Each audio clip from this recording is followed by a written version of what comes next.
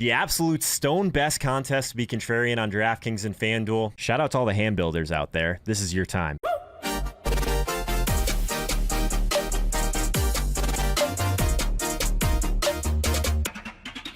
We are back. It's the Joe Holka Show presented by Underdog Fantasy. Today, I'm going to give you 4 reasons that single entry and 3 max tournaments are still super exploitable in today's DFS meta. But before we dig in, I would like to thank the sponsor of this video, RunTheSims.com, a premium fantasy tool site for season-long DFS and prop betting. A new spin on fantasy sports and DFS tools where we're leaning on 10,000 simulations for each game as the primary value driver. And as many of you may know, I was so impressed with what they're building. Run the Sims is now the official tools partner of the Joe Holka Show, the exact optimizer and data that I'll be using to construct my own DraftKings and FanDuel lineups all season long. We talk about it a lot around here, but anytime you can find a system that just simplifies everything into one easy to use product, that's going to be incredibly valuable for every level of players. So if you'd like to make the smart move like many of the community have already done, feel free to use the link in the description below and join us in leveraging the next frontier of lineup optimizers and simulation tools, which by the way, that link does support the channel, so thank you. And if you'd like $50 off on your NFL season bundle, be sure to use code HOLKA at checkout. I'm also giving away 4 signed NFL jerseys at the end of the month. Absolutely free to join if you register with Pristine Auction and use code HOLKA. There's a link in the pinned comment of this video. All of this takes literally 30 seconds to enter, so make sure you don't miss out. If we can impress these guys enough with how strong our community is, maybe we'll get to give away a bunch more stuff during the season for Pristine Auction. Wouldn't that be awesome? All right, let's do this.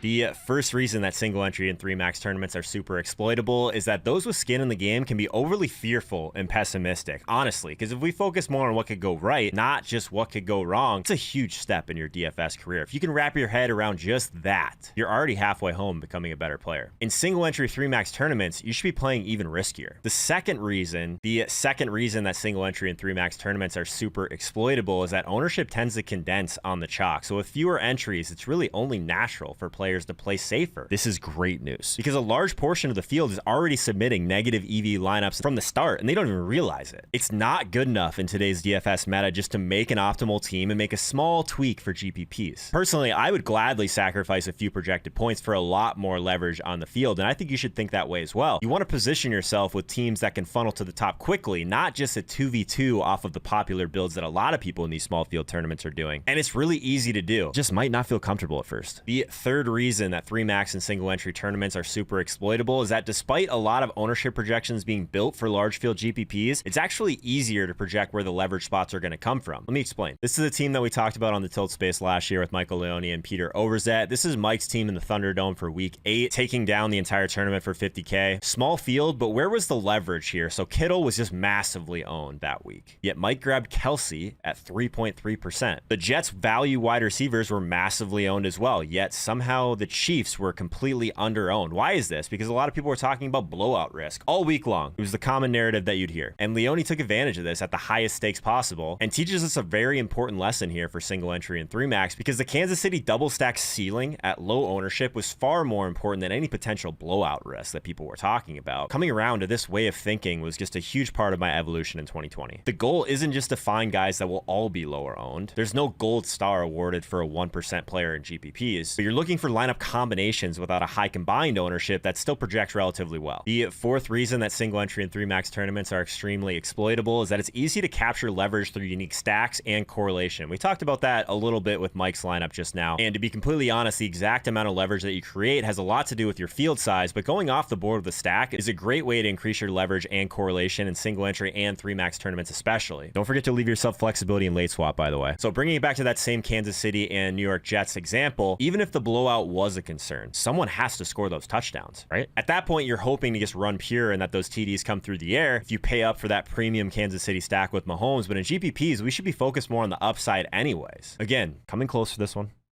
Focus more on what could go right. Unique stacks in these GPPs can help you accomplish a few important things. You want to try and get at least 2 players sub 15% ownership, ideally 1 player sub 5%, and I try and knock out that tight end slot along the way. If you accomplish those things, you're free to go a little bit chalkier at running back without sacrificing your unique build. So a lot of times I have a really small running back pool, but I'm not afraid to go off the wall with my stacks. That's the point. And it doesn't have to be a premium double like Mahomes, Tyreek, Kelsey, by the way. Cheap stacks can help you get there as well. The idea is just to provide yourself more outs to capitalize on the field with similar lineups and roster construction. You don't want to be on that side. When people are fearful, ask yourself what's the potential upside or ceiling. That's it. Let me know in the comments your favorite type of tournament to play on DraftKings. I'm actually curious. All right, good talk.